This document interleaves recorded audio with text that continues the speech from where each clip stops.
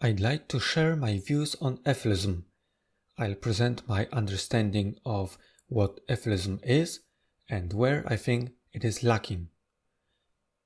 I would like to thank Amanda Oldfan-Sukenik, called me Shibboleth, Uridos, also known as Lucioch, Efil Reves, and Joy, also known as A Little Joy in Life. They've been of great help to me in writing this essay. Thank you for discussions, answering my questions, providing additional suggestions. I will provide links to their channels, so do check them out. Very briefly, EFILism is the idea that the reproducing DNA molecule is the root of all problems. DNA-based evolution led to the appearance of sentient creatures who suffer to varying degrees. And because these strong experiences of pain and pleasure are the only intrinsic values, and only people are intellectually advanced to understand the predicament of conscious beings, people have a moral obligation to destroy the DNA molecule, to put an end to the cycle of birth, carnage, death. Now, because there is no clear and accepted exposition of EFILism in one place that would use precise language and analytical tools, I will have to reconstruct the idea for the purpose of this presentation. I am basing this reconstruction on various videos, discussions, and texts.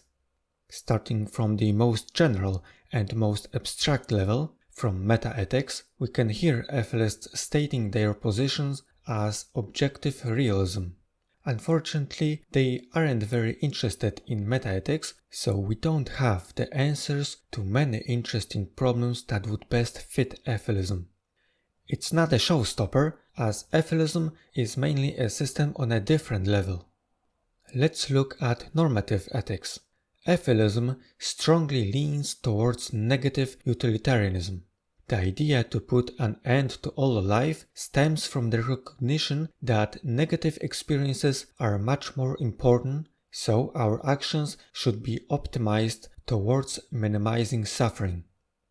And the ultimate minimization is to bring it down to zero. This can be done only by extermination of life. A corollary of this is the efficiency talk. EFILists often talk about the purported low efficiency of life, the observation that life forms in general don't accomplish much of any value, but usually create more problems than they can solve. In the end, sentient life forms are inefficient because they always create more problems than they solve. There is one minor exception to that. It's the consent argument.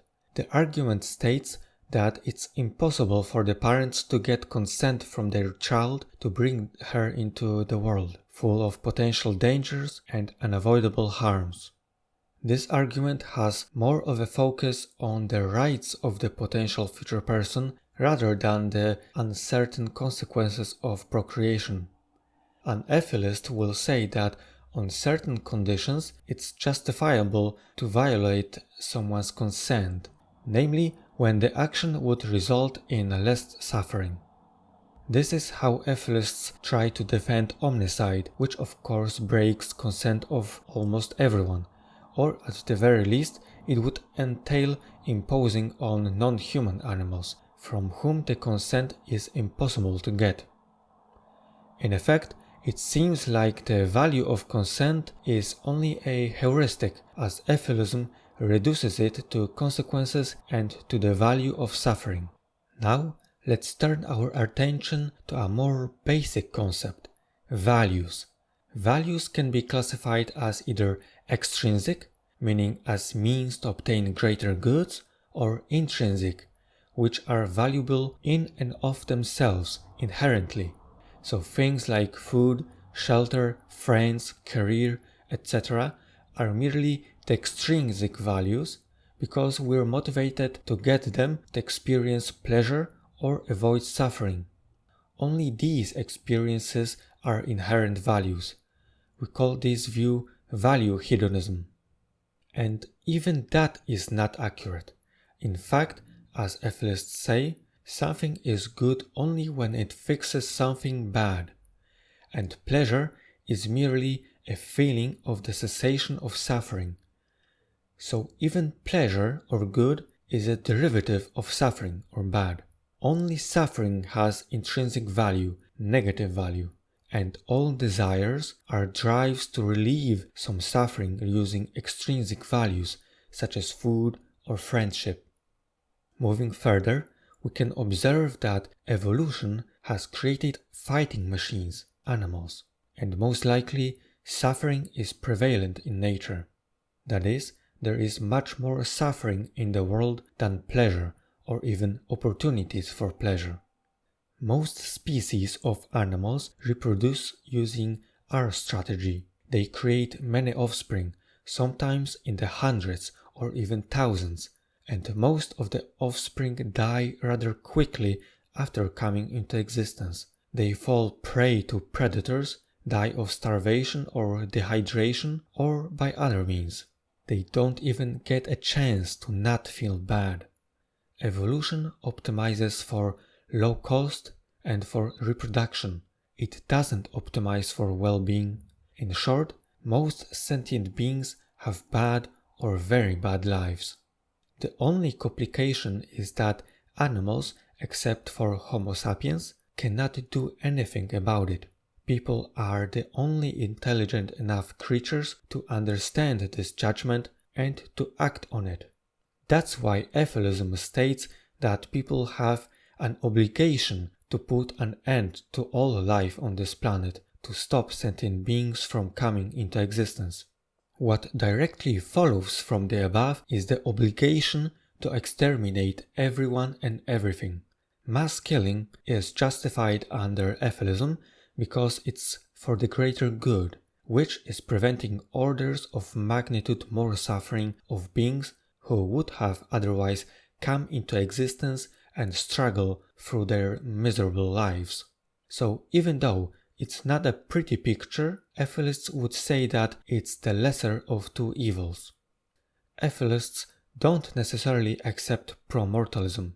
They may very well recognize that it's a harm to be killed. It's a harm for various reasons. Dying is painful. It goes against our wishes, our desires, our interests. It takes away the possibility to experience goods in the future. It impinges on our agency. To kill someone is also to do something against his or her consent. So we can say that killing everyone on the planet, including all animals, entails causing them great harm. But yet again, this is the price EFILists are willing to pay, so to speak. In this presentation, I often say that the solution to the problem of suffering is total extermination of life on Earth. This is what I hear from EFILists. The final solution for them is something that approximates the red button or the benevolent world exploder. I haven't heard EFILists talk about any other types of solutions. I will mention though that in the transhumanist community there is some talk about solving the problem of suffering using other means. That would require rewriting the genetic code of the entire biosphere so that instead of suffering, animals would experience only gradations of bliss. This program is called paradise engineering, and the obligation to achieve it can be called the hedonistic imperative. David Pearce proposed this program, has written books, and gave talks about it. This seems to be the best alternative to EFILism. The last point I want to tackle is the relation between EFILism and antinatalism, a position that EFILism is very often compared to. Antinatalism can be stated in two ways generally. The first is to say that coming into existence is a negative for all sentient beings due to the inevitability of experiencing harms. The second is to say that it's immoral to procreate because that exposes children to harm. The first one can easily be applied to all sentient creatures, but the second one is valid only for humans, as only the human animal is capable of functioning in the moral domain in any significant way. EFILism can be compatible, at least to some degree, with the first rendition of antinatalism. We can say that because coming into existence is a serious harm, we can look for ways to prevent it for every species of animals. EFILism is not really compatible with the second presentation of antinatalism, the human-centric one. It's because, as EFILism states, only humans are intelligent and capable enough to actually do something about the problem that affects every sentient creature. It follows from this that EFILism requires humans to exist long enough to solve the problem. In this way, EFILism is conditionally pro-natalist with respect to Homo sapiens, while antinatalism is categorical, unconditional. EFILists don't seem to be interested in answering how they go from the recognition of various facts of the world to putting the obligation on humans to end all life. This point is important, as the recognition of various facts and values can lead to many possible conclusions. It's not that clear how the objective facts EFILists refer to would lead to this particular conclusion, and it's not clear how they can claim to know that people have an obligation to do anything, let alone pursue the type of solution they imagine. I have to disagree with the claim that only suffering has intrinsic value and that pleasure is merely the cessation of suffering. We are motivated not only by avoidance of negative, but also by approaching the positives. These two motivational cases are quite distinct, and oftentimes the positive motivation is pleasurable in itself. We can be surprised by something that gives us pleasure. In such cases, we don't register any distinct need that could be satisfied with that particular surprise. The obvious response would be that we must have been in a generalized state of discomfort or boredom is unconvincing. It's clear to notice when we're merely bored and where we're quite content, just not particularly overjoyed. And it's strange to think that relieving a low level of discomfort would lead to such a high level of joy as when caused by the surprise. And besides, why would we have so many types of pleasure if it were just the alleviation of discomfort and suffering? Lastly, we can effect very pleasurable experiences using assorted drugs. We jump to high levels of pleasure even when we're not in a high level of misery. From all of this, I can only conclude that suffering and pleasure both have intrinsic value.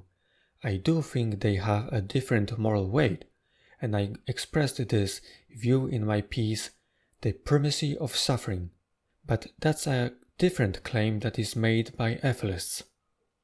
I'll devote the rest of the critique to the red button solution, as it's the most important point, and it sharply distinguishes EFILism from all other ideas from the suffering-focused ethics umbrella. One can reason that if it's justifiable to kill everyone by pressing the red button, then it should be justifiable to kill everyone on an isolated island. This goes against our intuitions, so either there is a relevant difference or it's not really justifiable to press the button, or our intuitions are wrong. When we imagine people on an isolated island, we know they may suffer in the future, we know they may procreate, but it doesn't seem to make sense to punish them for the crime they haven't yet committed, and it doesn't seem to make sense to prevent their future suffering by killing them. If it doesn't work for an isolated case, then why should it work for everyone en masse? EFILists may retort that killing people on the island doesn't solve the problem of life, because life will still continue. But omnicide solves the problem, there won't be any future creatures that suffer. This response fails for two reasons. If prevention of suffering and of future life is the goal, then killing everyone on the island can accomplish that, albeit on a very small scale. Solving a smaller problem is still solving a problem.